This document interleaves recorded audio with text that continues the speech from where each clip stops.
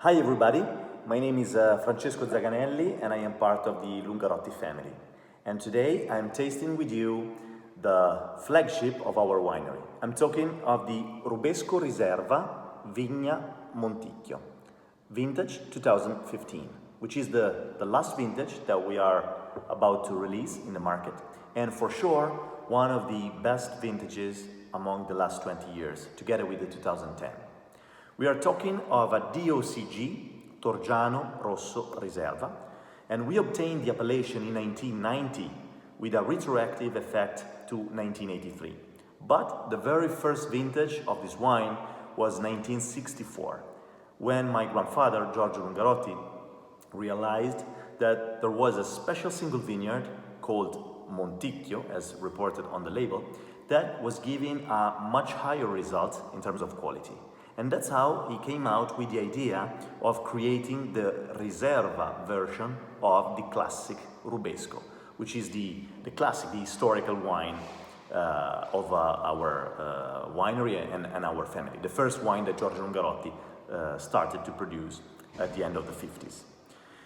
It's a Sangiovese, 100%, and the location of the vineyard is at 300 meters above the sea level with a southwest exposition and a clay soil. So all the characteristics to obtain a wine with a nice structure and elegance.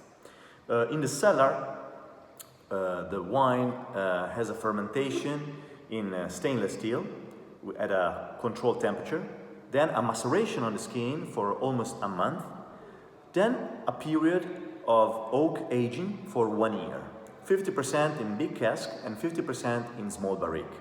This is done in order to have a well-balanced woody note at the end and not to have the Sangiovese being overpowered or covered in its primary aromas.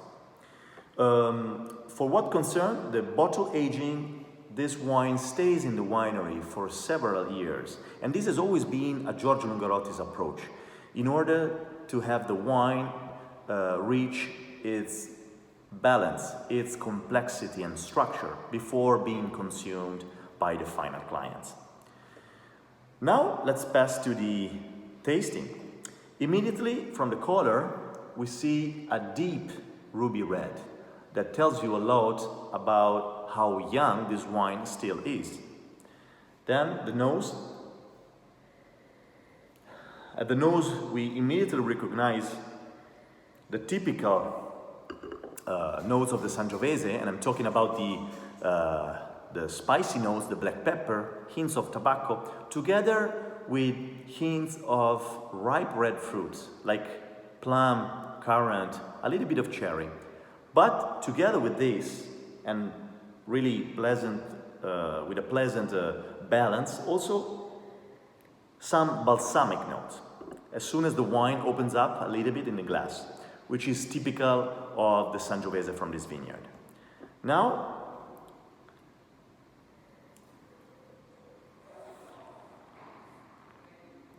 on the palate, we immediately see how the persistency is pretty long, and the tannins, the perception of the tannins is definitely softer, rounder.